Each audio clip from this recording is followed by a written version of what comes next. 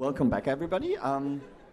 Please join our audience here. The first two rows are free. There are free seats available.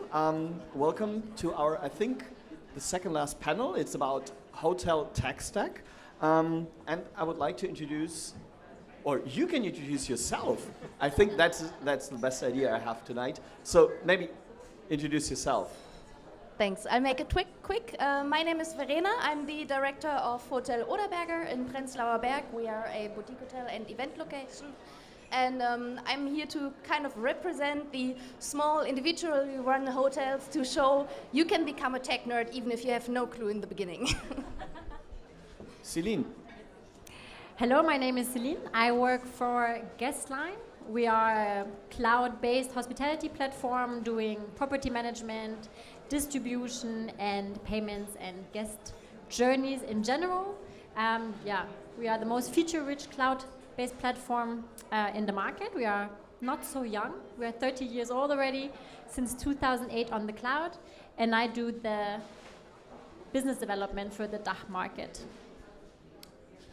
Toby, Julius wants to go first. All right. Hello. He's a little bit shy, unfortunately. My name is Tobias Köhler. I'm Chief Commercial Officer at Big Mama Hotels, and also, yeah, here we are.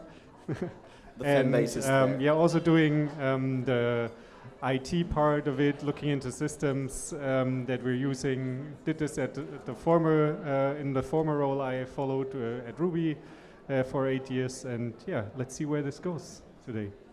So Julius, it's your turn. All right, I'm Julius. I'm the operations director at Numa. We are a Berlin-funded young business, 2.5 years old, accommodation provider across Europe. And at the same time, we are a tech developer. So we have built the entire tech stack in-house and are operating at the moment 1,300 apartments and hotel rooms in Europe, doubling this year. So it's all about building a scalable tech stack for us. So I think we do have the right panel for talking about hotel tech stack. Verena, maybe starting with you first, because we recently had a phone call in preparation of this panel, and you told me that you actually changed the whole tech stack. What was actually the urge or the need to change your tech stack? Well, with us it's kind of a special case because we're a family-run business. And the business was founded by my mother, and we actually come from the language travel industry. So we're a language school here in Berlin and a language travel agency, and founded the hospitality sector later. That means in our company there are a lot of different needs which need to be integrated.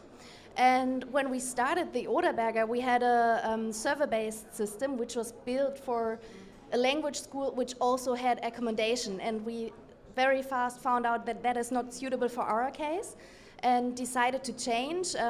So we selected a cloud-based PMS, and that kind of for us was the starting point. And up till now, because I really had to laugh when I prepared, because I thought back, and in 2019 we actually had a meeting with Svenja, who was our sales manager at Muse at the time, and she asked us, who's your channel manager? And my answer was Tini. Which is great. Who now has a lot of time to focus on other things, which is great. So what I kind of want to make clear is we were not tech nerds in the beginning. So, but if you understand the value of it, then you can become one, kind of.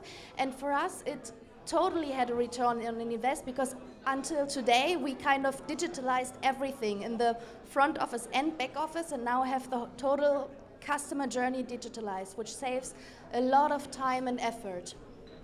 Julius, talking about different hotels or different types of hotels, how do you start choosing the tech stack for a hotel?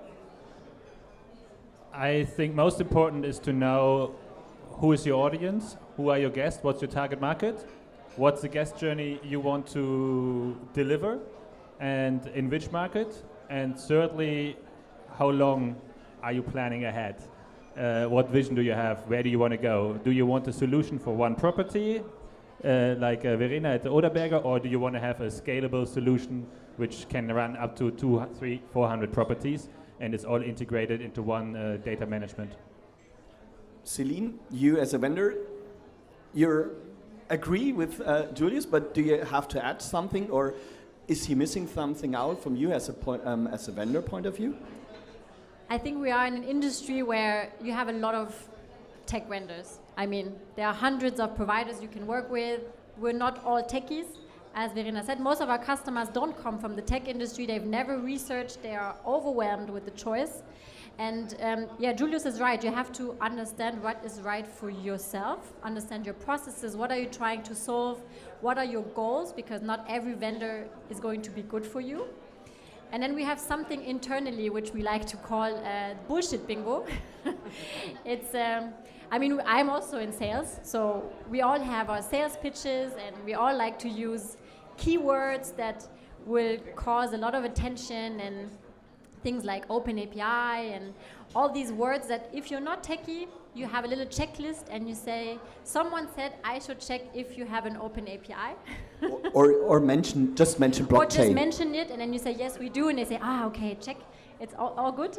But there's just a lot of background knowledge you should get. If we talk about integrations, for example, it's not about quantity, it's about quality. Make sure that it covers everything you want. Was it proved? There's also a bad word in the industry, certification. It's very much linked to the legacy systems. We all associated with a lot of money, a lot of cost, a lot of time.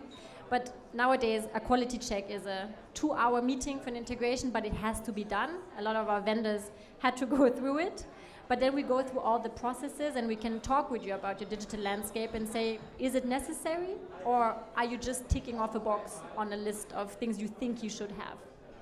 Toby, you have the insights of a fast-growing hotel chain or hotel group with Ruby, and now a kind of a smaller group with Big Mama hotels.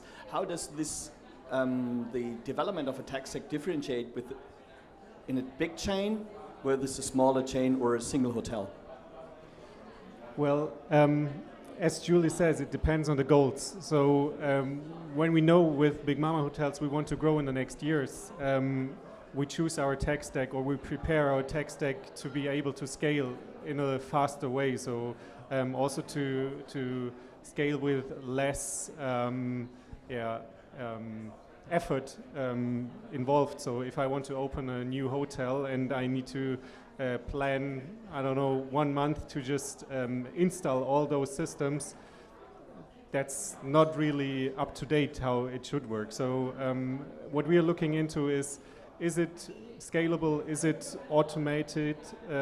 Or can it be automated? Is it well integrated with all the other systems we're using? And how does the roadmap look like? And how does the roadmap match with what we have in mind? What we see as potential fields of development, like, I don't know, let's just say, if you're looking into CRMs, do they already have messaging available? Because I would say, or I would even dare to say, email is about to die, and I hope so. And really, this is something where I wouldn't buy a CRM anymore if there's no messaging involved or something. When we are deciding for a tech stack, right now we are talking on management level. You as a general manager, chief commercial officer, there are always some kind of management titles. At what point you start taking your members of staff onto that journey? Maybe you as the hoteliers ask first, and Celine, maybe you can jump in from your point of view. How important is it to take the members of staff onto this journey? Well, I would say from the beginning. So it may be not the whole team, but the important key roles in the team, because the things you should, or what I would recommend to do, is define your must-haves and your nice-to-haves. You need that list. You can be flexible on the list in the end, but you need to have it first. And also, you need the team. I mean, I cannot implement a new PMS and a whole new tech stack by myself. So I need the team to be on board. So if we choose the tool together, we will get a better implementation, and we will buy better tools, kind of. So that's what we had very good experience with. I totally agree. You have to get in touch with your team on a very early stage, and what I found out is very helpful is to identify those champions of each system or in each department who really like to learn more about systems, or who driving the functionalities forward, or who always demand new things. Those are the ones you need to talk to also find out where the pain points, because some of the members of staff may be quiet in pain and won't really tell you where the painful parts of a software lay, because they think they don't have can do anything about it. But you have to encourage them to tell you or whoever is responsible what are the where's the system maybe not working as well, or where do you see some potential, and also getting those champions in touch with vendors, because they can learn a lot from those people that actually work with it, because what I tell them is maybe filtered, and sometimes it makes sense to hold a little workshop together even with the developers, because they, I guess, work some kind of isolated, and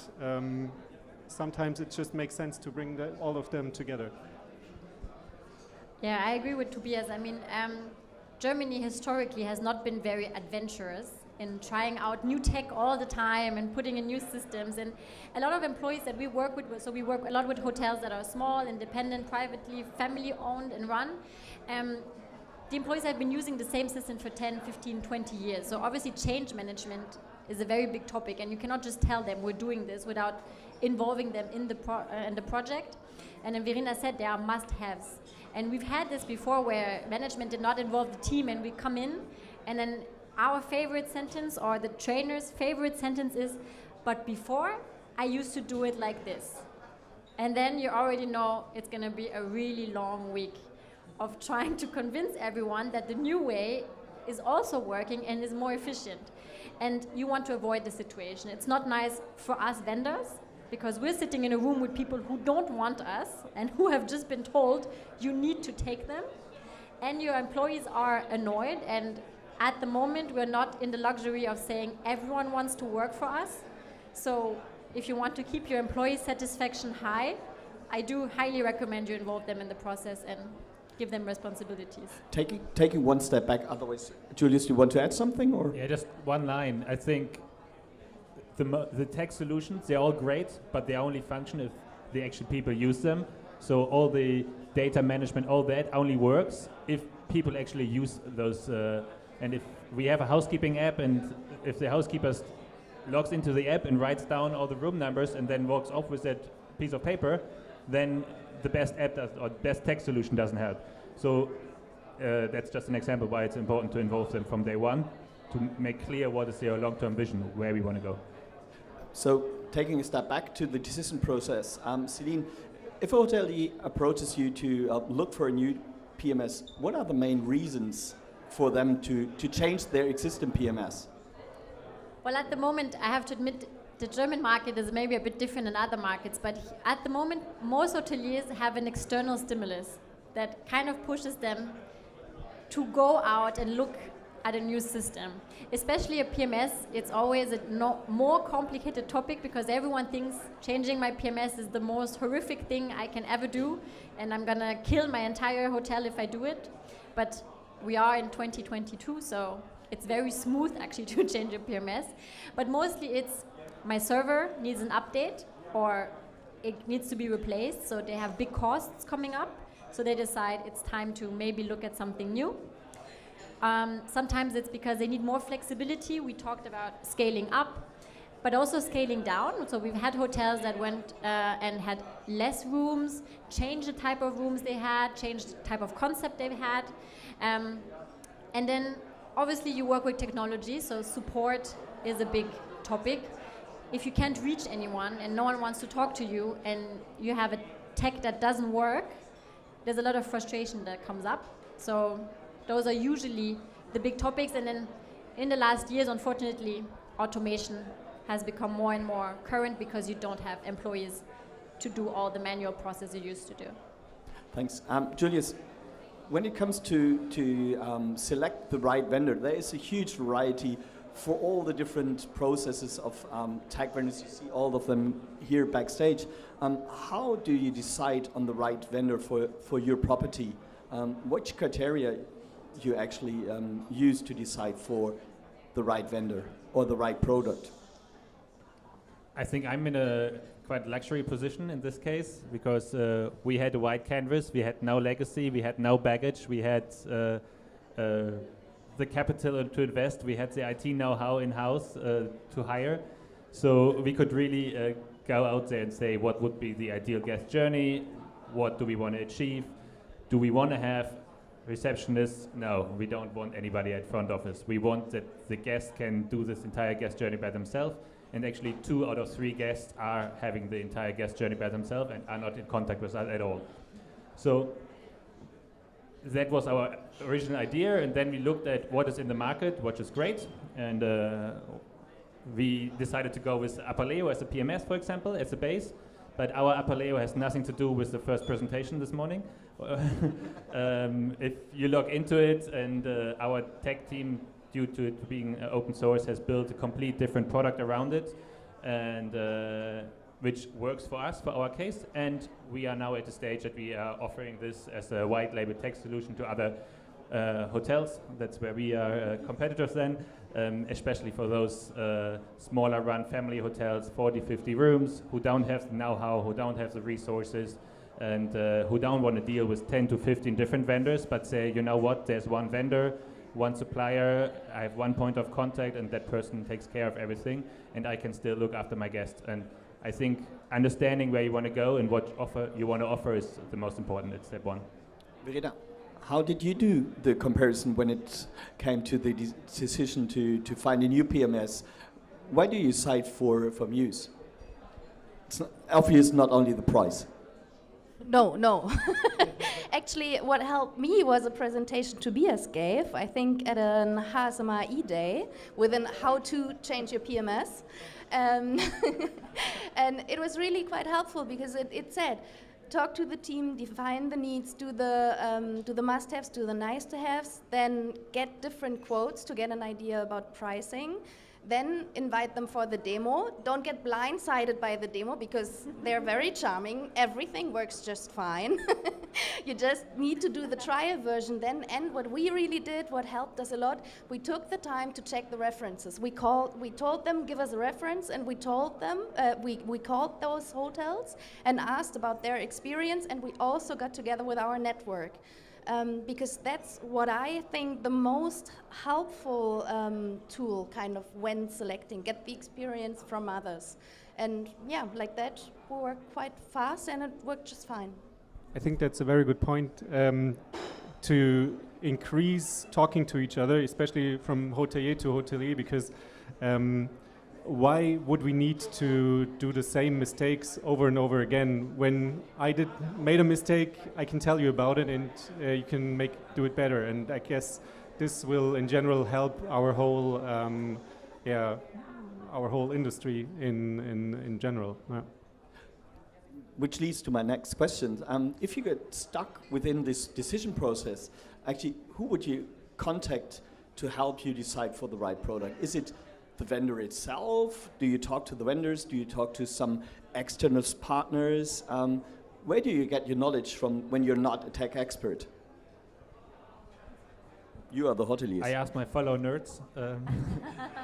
We can also ask the audience. Yeah, ask the audience. I mean, Verena and myself, we know each other already a couple of years, and we had conversations about those topics. I think this asking your colleagues, asking your network is something really, really important.